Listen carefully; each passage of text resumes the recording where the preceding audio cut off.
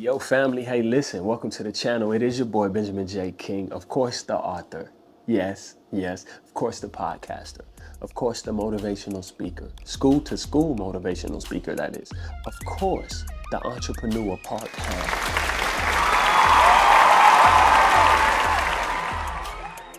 If this is your first time on the channel, I just want to say welcome. And of course, if you don't know, we are the Faith Family. And if this is your first time listening to a podcast, we are the Faith Family.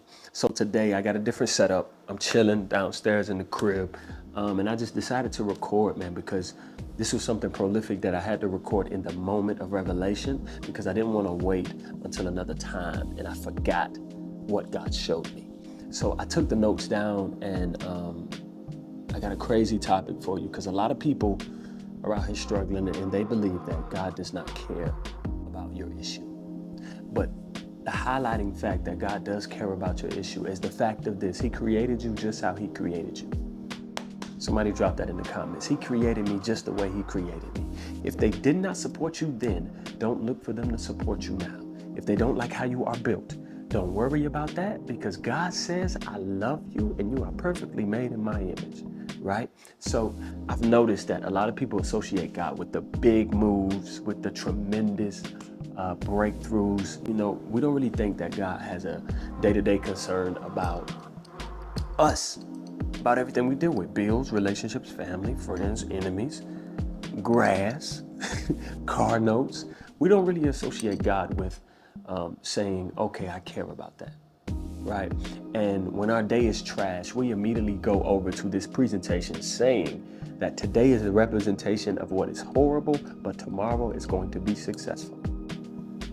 So we're discrediting today and we're counting tomorrow, being boastful, saying that I will do it tomorrow because tomorrow is more profitable. So to many of us believers, to many of us that have not read this in the Bible, I definitely wanted to highlight this today. So I got this Bible verse, man, that really slayed everything I was thinking about. And before I get into that, I want to give you the statistics of Americans that actually deal with depression, that deal with bipolar disorders, that deal with all these things as a millennial, right? So let me give this to you. Approximately 9.5 Americans, adults, ages 18 and over, will suffer from depressive illness.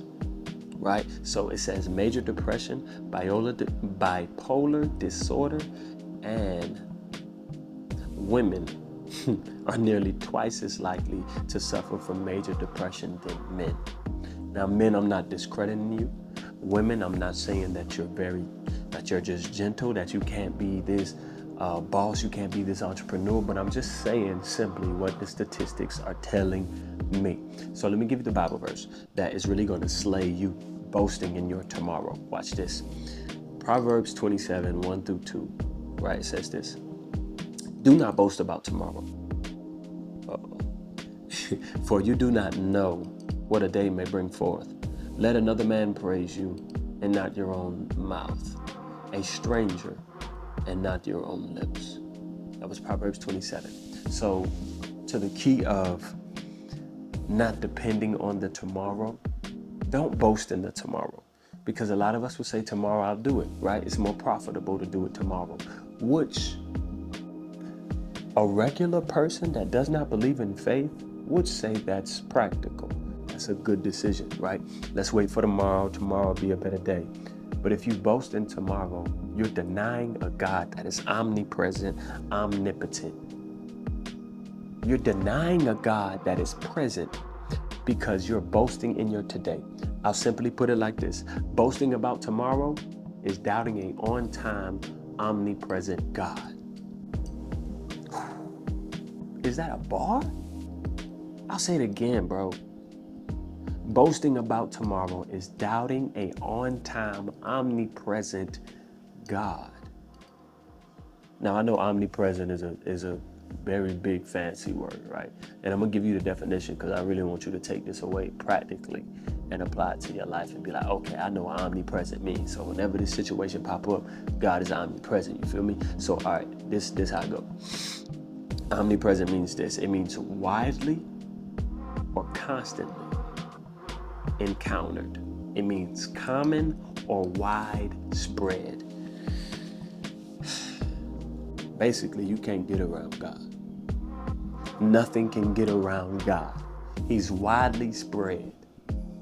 He on every corner of the earth. You can't get away from God. So no matter what the situation is, or what you're dealing with in your present today, don't deny your God, our God, the fact that he is omnipresent. He's omnipotent. These are practical tools that you can use in your day-to-day life. And I'm just telling you that God cares about you. He cares about every single thing you deal with. And this is evidence, this is proof that he cares. And just to give you another insight, right? Just to give you something that would blow your mind, right? God is omnipotent. Omnipotent means this: having unlimited power, able to do anything. Wait a minute. So you gave up your day. You gave up how you felt to that day, and you didn't know that God was the unlimited power? You didn't know that he was widely spread? See, this is what has happened, and this is why it bothers me so much, because a lot of us read the Bible. I'm gonna say what Pastor Travis say. Pastor Travis is great. A lot of us read the Bible, but you can't just read the Bible. You gotta read the Bible. See, I love to read the Bible because, to be honest with you, I'm not perfect, bro. I am far from perfect. But when I read it, it strategically shows me, okay, Benjamin, you're lacking in this area. You're doing bad in this area, but I'm not judging you. I'm saying this is how you get it right. And when numerous bills come knocking on my front door, man, and car notes and credit cards, forgive me, when they come knocking on my door, and Klarna and Affirm and all this stuff, that's when God steps in as omnipresent, omnipotent. He's the ultimate source of power. But don't allow yourself to boast in tomorrow, not knowing that God can perform a miracle today. Woo. I'll say it again. Don't allow. Matter of fact, I ain't gonna even say it no more. If you didn't catch it the first time, you ain't paying attention, fam. And I need you to pay attention to this. Because I can't keep giving you free jewels and you just choose when you want to pick them up. You got to pick these jewels up. This is jewels. Let me take a sip, man.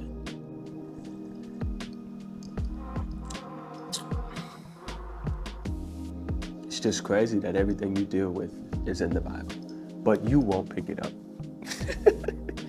I pray that when I present stuff to y'all, that you go to your word and you try to read it, because God can show me something, but he can show you something way bigger than what he showed me. You know what I mean? So don't deny your miracle today because you believe that God is only going to work in your tomorrow. Don't do that. Don't do that. Don't do that.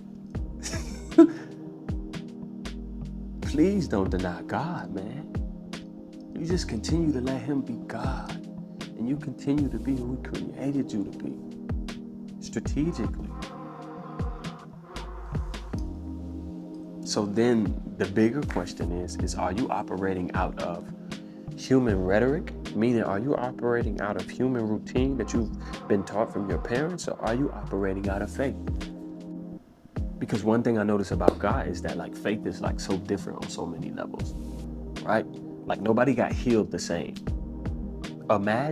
Just imagine in the Bible if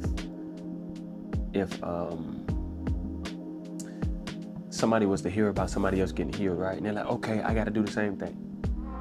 And then Jesus looking like, yo, you ain't got no faith. You just following a routine. Ooh.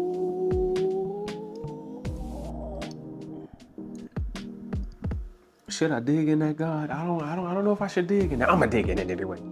Religious people are teaching you religious cycles that have nothing to do with faith.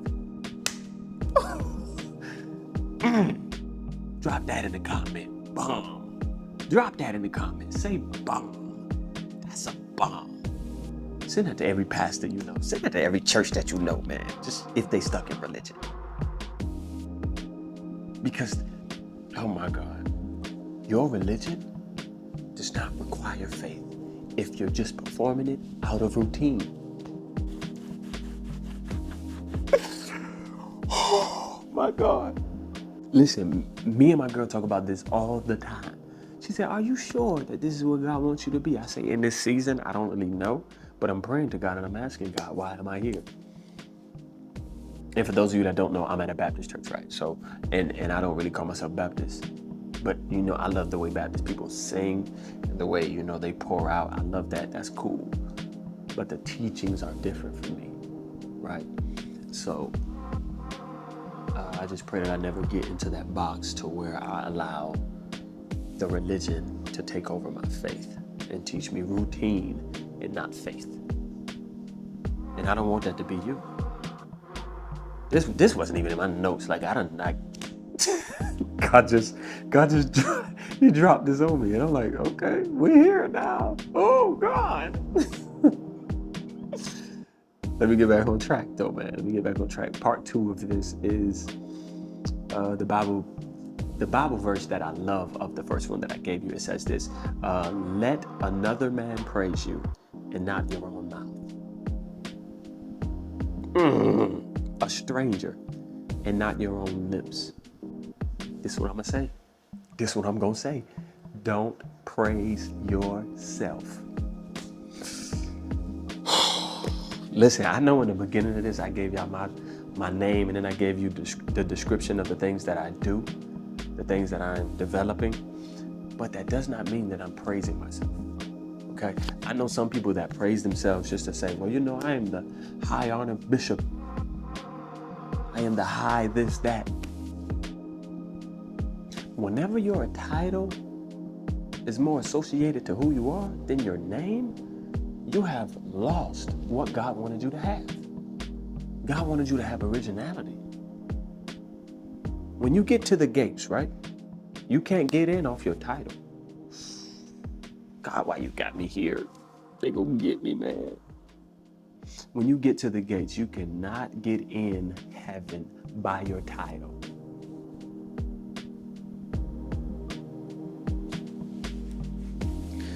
Somebody put in the comments, expeditiously.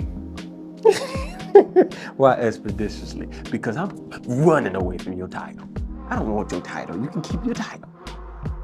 I'm just running to God. Just as who I am, because he said, I love you regardless your title. Your title means nothing to me if I don't have your heart. What am I? I am on a tangent right now, God. You're killing me. You're killing me, God. Okay, so. Oh my God. I know to many people, this is a totally different conversation piece. And this isn't for everybody. But I know that it's for somebody. And I know this may have pricked your heart. I may have said something that was crazy in this episode, on this podcast, on this YouTube channel. I may have said something that was crazy. And fam, if that's the case, tag your boy on Instagram, on Facebook. Tag your boy. Okay, my Instagram is Benjamin J. King with 2 I's. It's Kiing, right? And that's the same thing for TikTok as well, right? If I said anything that pricked your heart, fam, I did my job. And if I said anything that angered you, fam, I did my job. Because if I came and just gave you sugar, then I wouldn't be the salt of the world. And God called us to be the salt of the world, for those of you that don't know. Sometimes salt got the bitter taste to it. But fam, I had to give that to you. And now I gotta say, I love y'all. Thank you for coming through. Thank you for stopping through. And I pray that you got some revelation that took your faith to a whole nother level. Hey, listen. Like I said, at the end of everything, send this to anybody, everybody, your auntie and them. Just because I love you. You know what I mean? But hey fam, stay blessed. Thank y'all for stopping through. Come back every Saturday, because we in the building. Love y'all. Peace.